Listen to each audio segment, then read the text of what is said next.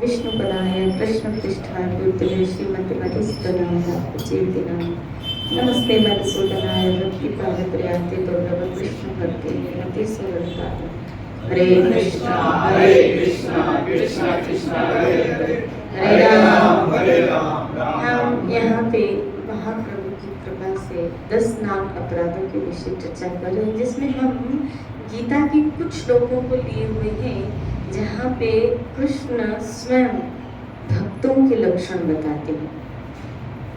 यहाँ श्री कृष्ण कैसे भक्त उनको बहुत प्रिय है, वो गुण हम सबको अपने अंदर विकसित करने का एक अथक प्रयास है।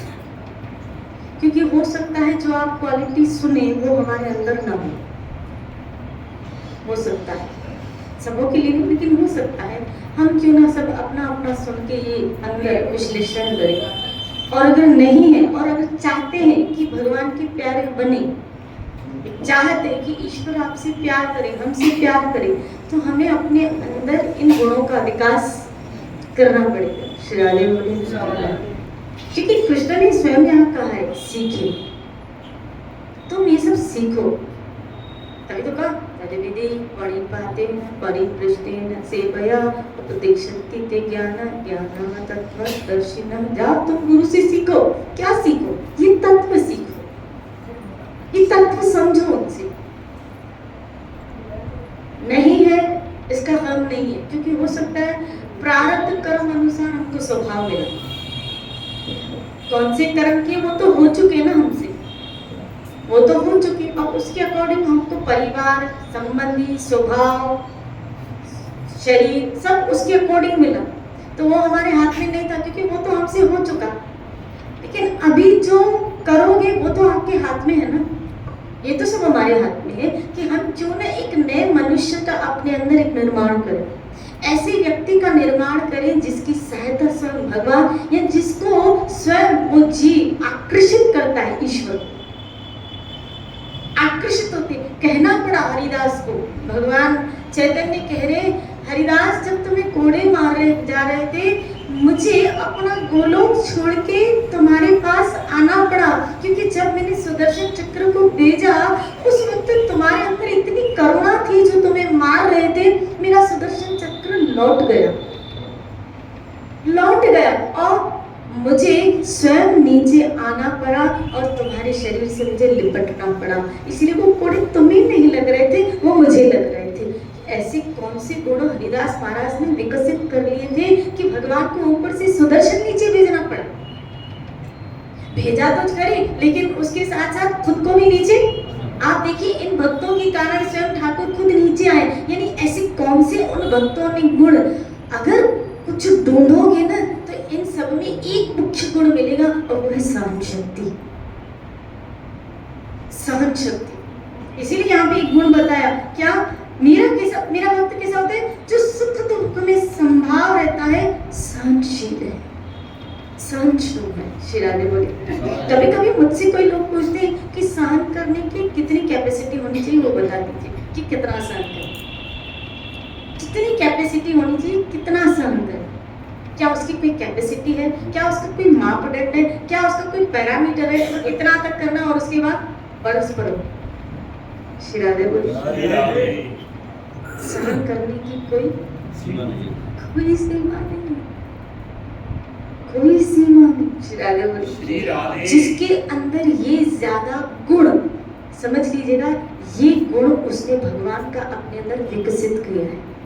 ये जो आप क्वालिटी सुन रहे हैं ना, कि जीव के अंदर ये स्वयं परमात्मा की क्वालिटी है, भगवान की क्वालिटी है, जो भक्त के अंदर वो देखना चाहता है।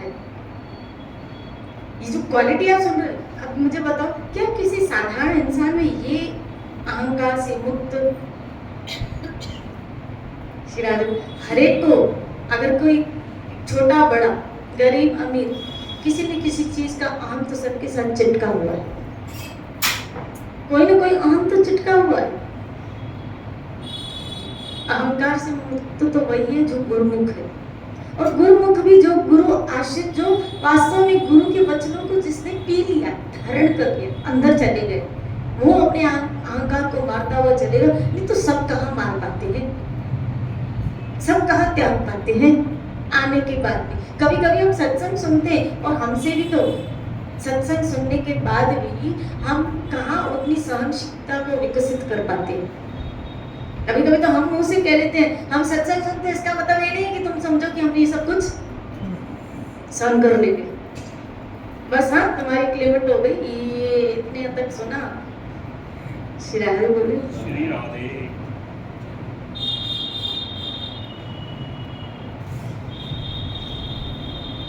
तो ये सब हम अपने अंदर ये गुण विकास करना, इसकी कौन सी भगवान की क्वालिटीज। और अगर आप किसी जीव में ये देखें, तभी तो कृष्ण गीता में 10वें अध्याय में एक जगह कहते हैं क्या, जो ये विभूतियां अगर आपने भगवत गीता 10वां अध्याय एक श्लोक में श्री कृष्ण कह रहे स्त्रियों में श्री वाक मेधा स्मृति है ना, ये सब गुण बताएं वो कौन है? मैं श्री राधे। वसुओं में ये मैं, सर्पों में वासुकी में श्री राधे बोले,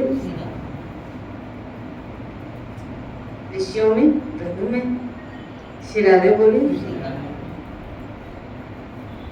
तो ये जो गुण अगर आप किसी के अंदर देखें मतलब समझना परमात्मा की क्वालिटी इस जीव के अंदर है, मेरे गोविंद का गुण इसके अंदर है, कहीं ना कहीं उस जीव के अंदर, उस भक्त के अंदर, इसलिए हमको भगवान की छवि दिखती है, ईश्वर की छवि दिखती है।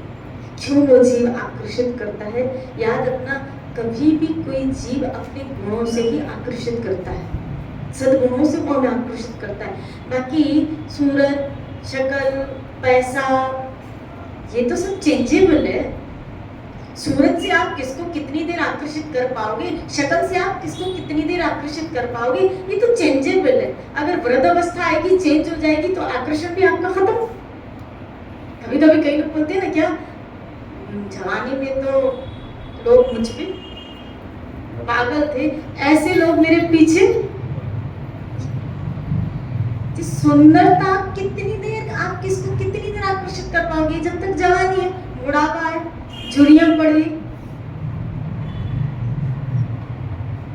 क्या वही शरीर अब दूसरों को आकर्षित कर? लेकिन आपकी सद्गुण, आप वृद्ध अवस्था तक आप लोगों को आकर्षित करते रहोगे। आप छोड़ तो खरी, मरने के बाद भी जब उसका शरीर छूटता है ना, शरीर छूटने के बाद भी वो व्यक्ति अगर उसके ऊपर कोई कसबला हुआ था ना, तब तक बहुत सुख देता था।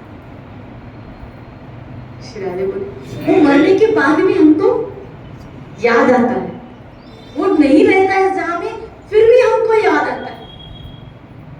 श्री राधे बोले, कुछ ऐसा काम करो कि आप न रहे तो भी लोग आपको, बापू जी हमको कहते सूरज न बन सकती है, अरे कम से कम एक दिए की तरह ही तो जलो। एक व्यक्ति को अपने जीवन में, एक व्यक्ति को, चलो हम सूरज नहीं बन सकते, जैसे सूरज समस्त जीवों को रोशनी प्रदान करता है, पूरे ब्रह्मांड को रोशनी, आप पूरे ब्रह्मांड को नहीं, कम से कम अपने परिवार में या हमसे जो लोग जुड़े उनमें से किसी एक के तो जीवन में रोशनी बने, एक के तो जीवन में रोशनी बने। कम से कम वो एक व्यक्ति तो कहे कि ये था तो मेरे जीवन में उजाला था।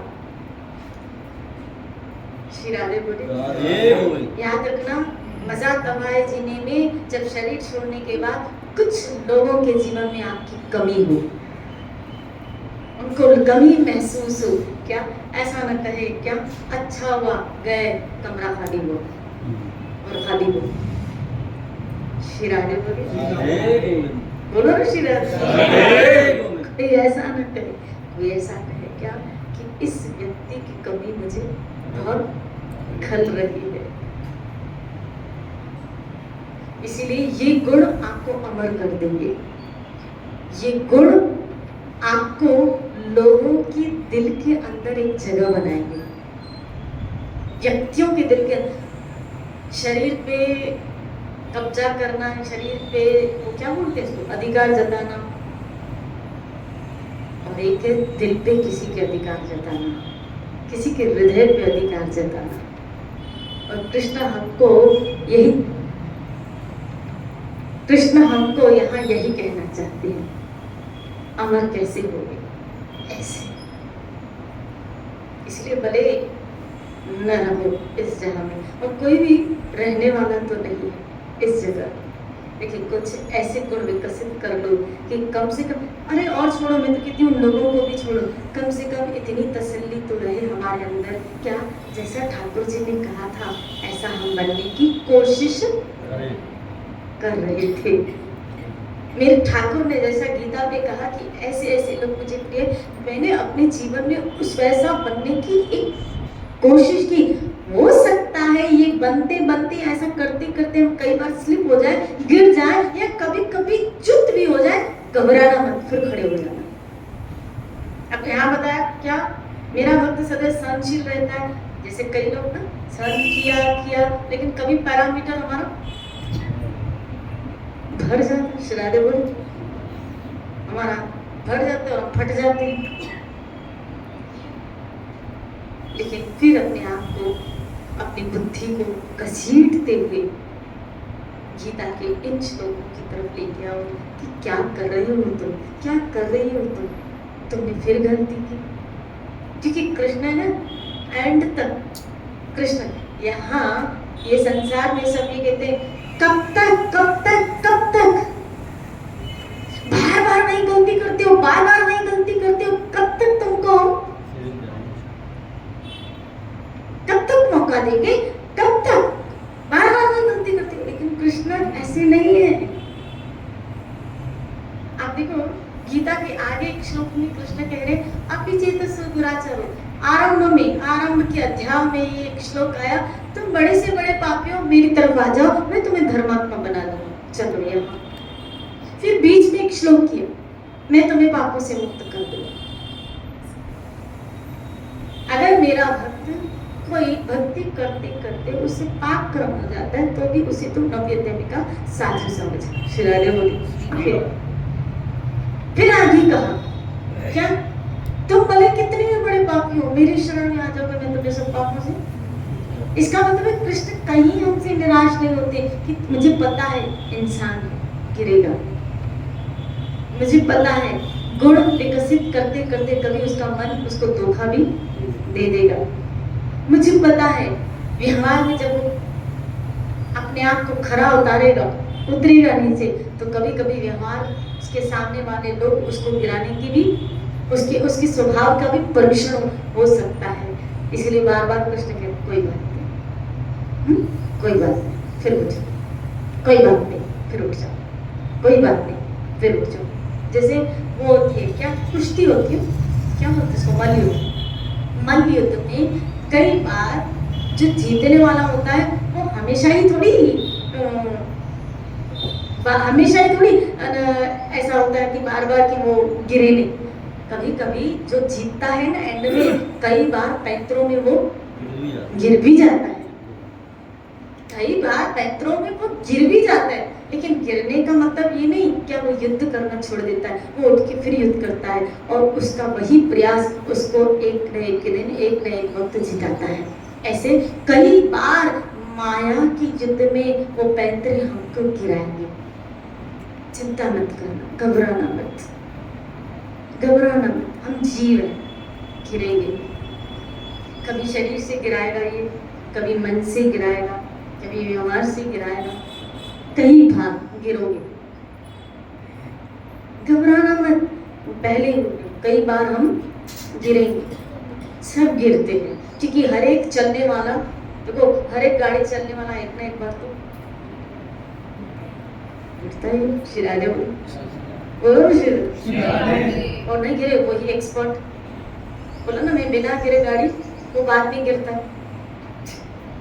श्रीराधे बोले, इसीलिए जो इस मार्ग पे चला है, एक ना एक बार माया तो उसको अपने थपेड़े खिलाती है, खिलाती, लेकिन घबराना नहीं चाहिए। पैंतरों में कई बार वो गिर जाता है, लेकिन वो क्या करता है, उठ के फिर युद्ध करता है, और वही उसका प्रयास हो सकता है आगे चल के उसको जीता है। इसलिए कभी गुस्सा भी आ जाएगा, कभी मन आउट ऑफ कंट्रोल हो जाएगा, कभी कोई विकार, काम विकार आदि सताएगा, सब होगा। इंसान है, इमोशंस है, मन है, सब होगा। हम ऐसे थोड़ी आंख बंद करके इस दुनिया से जी रहे हैं और कट होके रह रहे हैं कि कुछ नहीं होगा। यहाँ व्यवहार में पड़े हो तो व्यवहार में कबीरा खड़ा उधार। तो जब युद्ध के मैदान में हो और सामने सैनिक हो और सामने से बाण ना आए, ऐसे कैसे हो सकता है? कैसे हो सकता है? ऐसे हम एक तरह से व्यवहार जगत मतलब एक युद्ध के मैदान में हम खड़े हैं और वहां सामने से वार ना आए तो कैसे हो सकता है? कभी कोई ऐसी बात हमारे परिवार में ऐसी जो कि कभी कभी ऐसा लगता है ये सब ऐसा क्यों कर रहे हैं, मैं सही हूँ, मेरी बात ये सब क्यों नहीं मान रहे, क्यों नहीं समझ रहे? पता है वो क्यों नहीं समझते? ताकि इसलिए नहीं समझते, ये भी एक माया की तरफ से हमारा एग्जाम होता है। वो इसलिए नहीं समझते ताकि हमको क्रोध आए, हम उग्र हो जाए। हालांकि उस वक्त आप क्या होते हो? बिल्कुल सही होते हो। जिसमें कभी कभी शिल प्रभुपाद का उदाहरण नहीं देती हूँ। एक बार शिल प्रभुपाद लंदन में थे शायद, तो वहां मंदिर बन रहा था। तो मंदिर बन रहा था तो जगन्नाथ जी विराजमान होने वाले थे और उन लोगों ने क्या प्रोग्राम का अरेंजमेंट कर दिया था, अनाउंसिंग कर दी थी, शिल प्रभुपाद आ चुके थे और पब्लिक सारी बाहर, लेकिन अंदर ऑर्डर तैयार ही नहीं था। अंदर तैयार ही नहीं था। प्रभुपाद का लेक्चर आरंभ हो चुका था। अब लेक्चर आरंभ हो चुका था लेकिन अंदर से टुक टुक टुक टुक टुक टुक टुक टुक की आवाज आ रही थी। तो लेक्चर में क्या हो रहा था? डिस्टर्ब हो रहा था। और प्रभुपाद को ये पता चला कि अंदर कुछ भी तैयारी नहीं थी। प्रभुपाद इतना टॉलरेंस करके बैठे, इतना टॉलरेंस, इतना सहन करके बैठे थे कि डिले कर देते प्रोग्राम, थोड़े देर बाद में कर देते जब तैयारी हो जाती थी। लेकिन अभी बुलाया और प्रोग्राम तैयार नहीं, पब्लिक आ चुकी है, मंदिर ओपनिंग का टाइम हो चुका है और अभी तक अंदर से क्या आ रही है? ठुक ठुक की आवाज। आखिर लिटरली प्रभुपाद को बीच लेक्चर में से उठ के अंदर जाना पड़ा। वो क्या है? पब्लिक को बैठा के वहां बीच लेक्चर में से उठ के, कोई व्यास गद्दी से उठ के अंदर जाए, कैसा अजीब लगे। अंदर गए तो क्या देखते ऑल्टर में कि वो जगन्नाथ की जो स्वरूप विराजित कर रहे थे वो अंदर फिट नहीं हो रहा था और वो हथौड़ी लेके ठक ठक ठक ठक जगन्नाथ जी को अंदर घुसा रहे थे। उनको इतनी सब प्रभुपाद को तो इतना गुस्सा, क्योंकि याद रखना संत जब हम पे क्रोध करते हैं ना, गुस्सा करते हैं, उसमें हमारा भला क्यों होता है? क्योंकि वो सिर्फ सेवाओं के मामले में हम पे क्रोध करते हैं। चाहे हम सेवाओं में त्रुटियां करते हैं, ऐसे ही तो हम सीखते हैं ना। तो तभी उनको क्रोध आता है कि सेवाओं के मामले में ये अभी तक फिट नहीं है। गुरु की गद्दी या गुरु की पोस्ट बहुत भारी है भाई। किसी बद्ध जीव को भगवान की सेवा में लगाना, क्योंकि उसकी जो बद्ध अवस्था है, उसकी जो विकार की अवस्था है, उसको विकास करके, उसमें विकास करके ईश्वर की सेवा में जोड़ना बड़ा भारी काम। क्योंकि उसकी जो पूर्व की प्रवृत्तियां हैं वो आड़े आती हैं और गुरु को उन प्रवृत्तियों से लड़ना पड़ता है, युद्ध करना पड़ता है। उसकी प्रवृत्तियां बार बार भोग की आ जाती है और गुरु को उसके मन की स्वभाव को बदल के उसको ईश्वर की सेवा के साथ जोड़ना पड़ता है। ये बहुत भारी काम है। किसी जीव को प्रभु की सेवा के साथ जोड़ना कोई आसान बात? देखो, कोई पूर्व के संस्कार वश जुड़ गया वो बात अलग है, लेकिन हम और आप जैसे लोग तो कोई संस्कार लेके पैदा नहीं हुए थे। श्री राधे बोल। ये तो हमारे गुरुजनों की हमारे ऊपर महती कृपा है। अगर ना होती तो देखो आज हमारा तो मन अभी भी कभी कभी सेवा नहीं करने के लिए, सत्संग नहीं सुनने के लिए, भजन नहीं करने के लिए अभी भी मना करता है। अभी भी कई नाटक करता है। हमारे मन को अभी भी कई बहाने हैं, अभी भी कई बहाने। ये तो कभी कभी हम जिद करते हैं कि नहीं मुझे करना है, करना है, क्योंकि न करने के 99 बहाने, न करने के और करने के लिए एक संकल्प काफी। न करने के 99 बहाने, न करने के 99। जैसे मैं इसको देखती हूँ संजय, आप पता है अब ये कहाँ से आता है? मानसरोवर से भी दूर है। कहाँ से? मोहना मंडी। मोहना मंडी कहाँ है आपको पता है? पहले ये यहाँ रहता था ब्रह्मपुर जोशी कॉलोनी पास में, यहाँ से 5 मिनट का रास्ता, 5, और वॉकिंग में आओ तो 10 मिनट, गाड़ी पे हो तो 5 मिनट में पहुंच रहे, 5 मिनट का रास्ता। और अब 1 घंटा पहले जब ये निकले, 1-1.5 घंटा जब ये पहले निकले, तब जाके, यानी अगर इसको 8:30 तक इधर पहुंचना है तो हो सकता है इधर यहाँ ये होता तो यहाँ 8:25 को भी निकलता तो पहुंच जाता। अब इसको 7:30 तो निकलना पड़ा था हमको। श्री राधे बोलो। और जवान है, मन चंचल होने के बहुत बहाने कि छोड़ो आज क्या करते हैं, छुट्टी करते हैं। माँ भी तो कभी कभी छुट्टी करती है। श्री राधे बोली। मैं भी छुट्टी करता हूँ। श्री राधे बोले। है कि नहीं है बहाना, बताओ है? लेकिन ये कभी छुट्टी करती है। श्री राधे बोले ये छुट्टी नहीं करती, मेरी सेवा है। न करने के निर्णय और करने के लिए संकल्प कि मुझे करना है, मुझे जाना है, मेरी सेवा है, मुझे जाना है। श्री राधे बोले। और हो सकता है इनमें से कईयों की इधर पास में, हम में से किसी का इतनी दूर तो नहीं है ना, इतनी दूर तो नहीं है। और कृष्ण कृपा है, भगवत दया है, हम सबके पास गाड़ियां, कुछ व्हीकल्स मौजूद है। अब इनको देखती हूँ, देखो इनकी भी एज, ये भी शास्त्री नगर से ये भी पानी बेच, हाँ मैं जाती हूँ पानी बेच, बस से आते हैं, उसके बाद फिर पैदल आते हैं। इस एज में बस से आते हैं और फिर इसके बाद पैदल आते हैं। कृष्ण ये सब नहीं देख रहे हैं क्या, पता? श्री राधे बोलो। श्री राधे। हमारे पास क्या है, सच बताओ? गाड़ी। राधे बोलो तो बोलो। क्या ऐसे लोग कृष्ण को नहीं भाएंगे क्या, आकर्षित नहीं करेंगे क्या?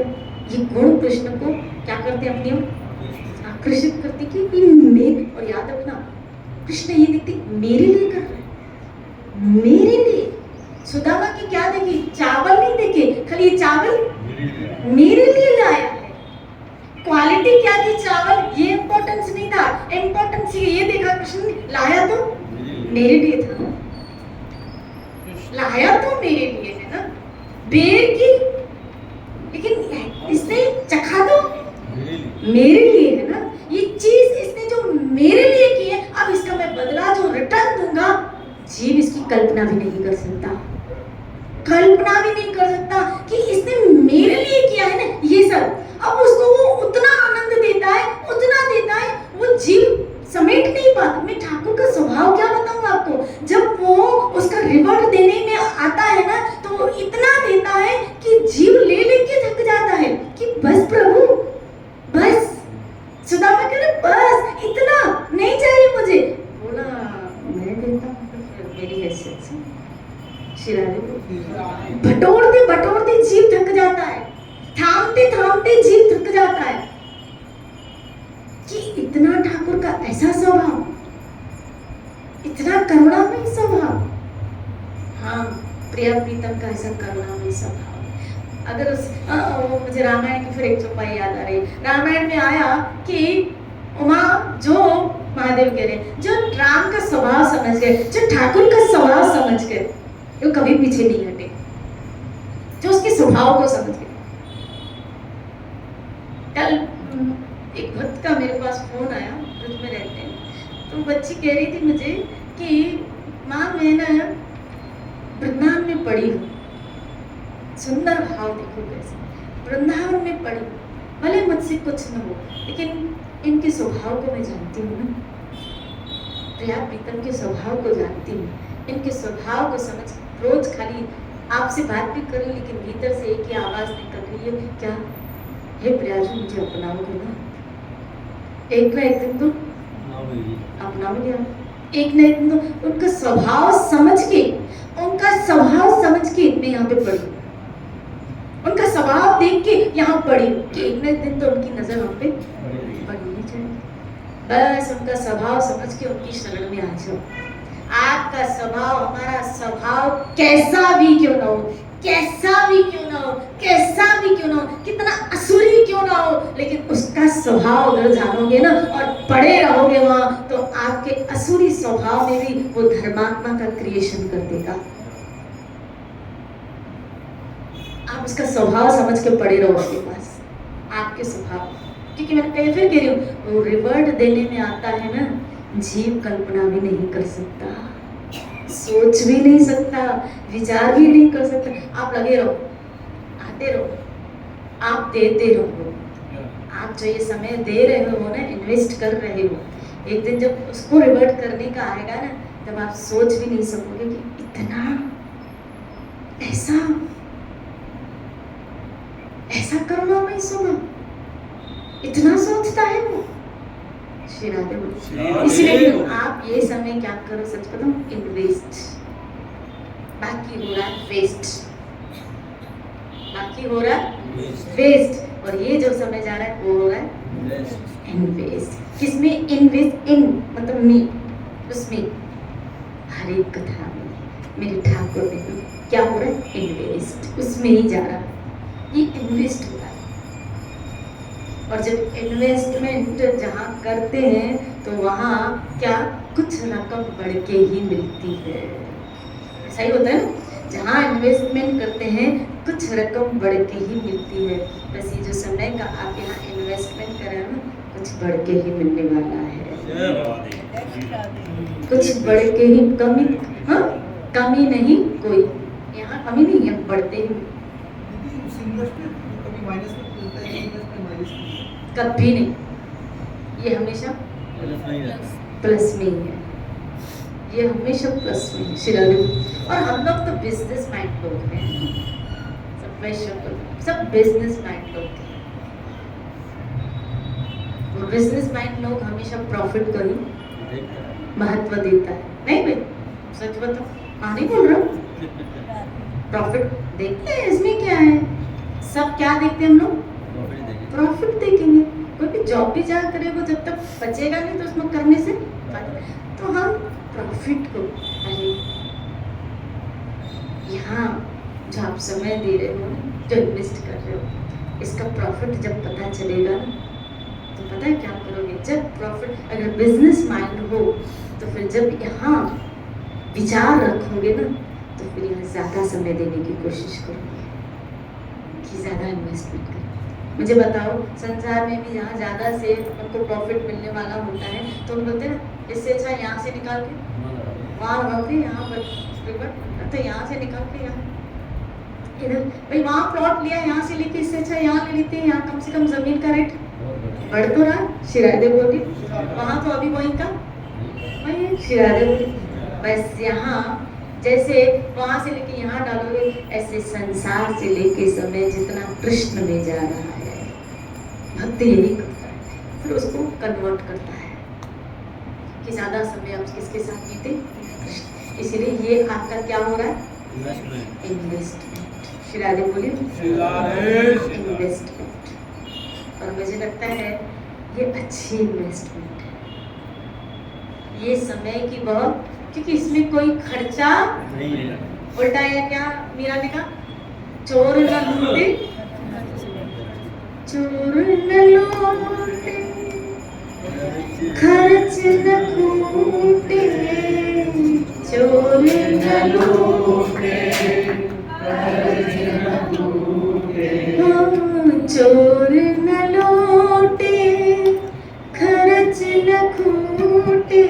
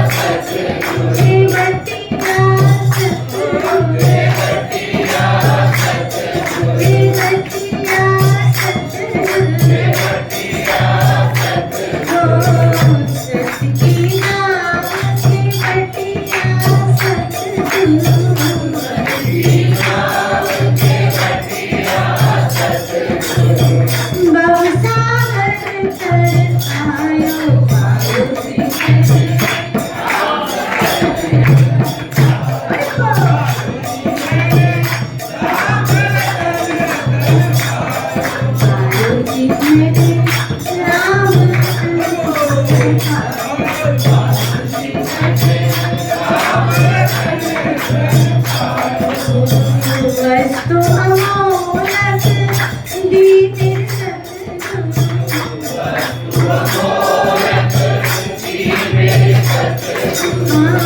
वस्तु अमोलक दी तेरे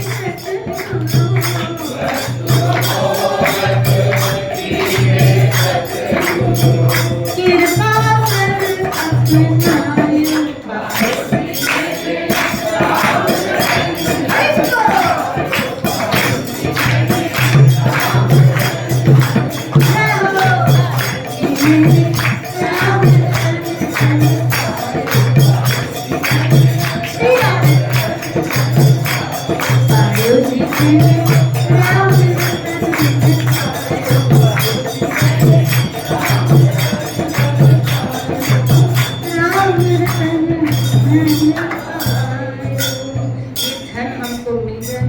इसलिए आज जो भक्त की क्वालिटी हमने सीखी सहनशीलता।